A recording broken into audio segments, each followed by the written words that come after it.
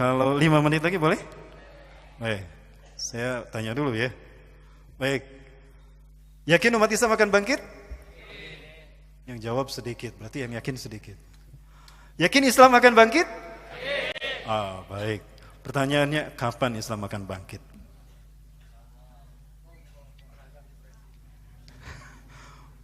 Mau kita hitung?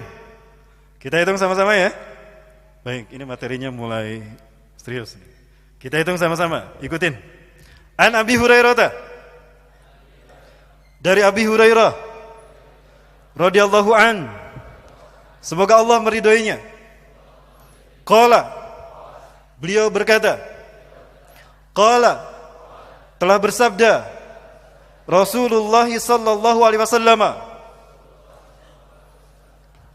inna Allaha, sesungguhnya Allah, yab'atsu, akan mengutus min hadhil ummati, dari umatku ini, ala ra'si, setiap kelipatan, kulli mi'atis sanah, setiap 100 tahun sekali, man, seseorang, yujaddidu, yang akan memperbaiki dinaha, agamanya.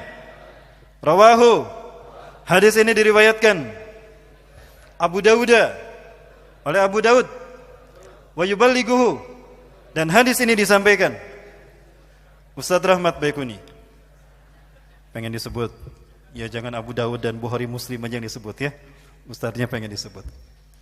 Artinya berdasarkan hadis sahih ini, Bapak Ibu bisa dapati hadisnya di dalam kitab An-Nihayah fil Fitan wal Malahim karya Al-Hafiz Imam Ibnu Katsir rahimahullah, atau di dalam kitab Nihayatul Alam, Misteri Akhir Dunia karya Dr. Muhammad bin Abdurrahman Al-Arifi. Hadis ini ada. Artinya setiap 100 tahun sekali setelah Rasulullah wafat, Islam akan bangkit menguasai dunia. Dan Islam saat itu akan menciptakan ketentraman dunia. Yamlaul arda adlan wa qistan. Islam akan menebar keamanan dan ketentraman. Kama muliat zulman wa juran, sebagaimana penuh sebelumnya dengan pembantaian, kezaliman dan kesemena-menaan. Dan ketika itu umat Islam dipimpin oleh seorang khalifah. Artinya 100 tahun sekali khalifah akan muncul yang tugasnya membersihkan Islam dari paham sesat, kedua menebar keamanan dan kesejahteraan di seluruh penjuru dunia, dan yang ketiga memimpin dunia. Itu akan terjadi 100 tahun sekali. Baik, yakin dengan hadis ini? Hadis ini sahih. Baik. Abad kejayaan Islam sebelum kita siapa? Turki Utsmani. Sepakat kalau kita katakan Turki Utsmani? Sepakat? Bu, sepakat Bu? Sepakat. Turki Utsmani berakhir di tahun berapa? 1924. 3 Maret 1924. Andaikan angka 1924 adalah angka kejayaan Islam sebelum kita, maka kejayaan Islam berikutnya kapan? Tambah 100 tadi kata Rasulullah. 2024. Sekarang tahun berapa? 2019. Artinya berapa tahun lagi? 1 periode lagi. Umat Islam akan bangkit. Dan bangkitnya Islam artinya ukhuwah Islamiyah akan kembali ikatan tererat-erat di bawah satu sentral komando. Dan Islam bisa terbentuk dengan kafah. Yakin 5 tahun lagi? Insya Allah. Dan itu diperjuangkan mulai dari tahun ini. Artinya Indonesia harus punya presiden yang baru. Lah ya nggak mungkin kalau, aduh jadi bahas politik ini. Ya, jadi tidak lama lagi.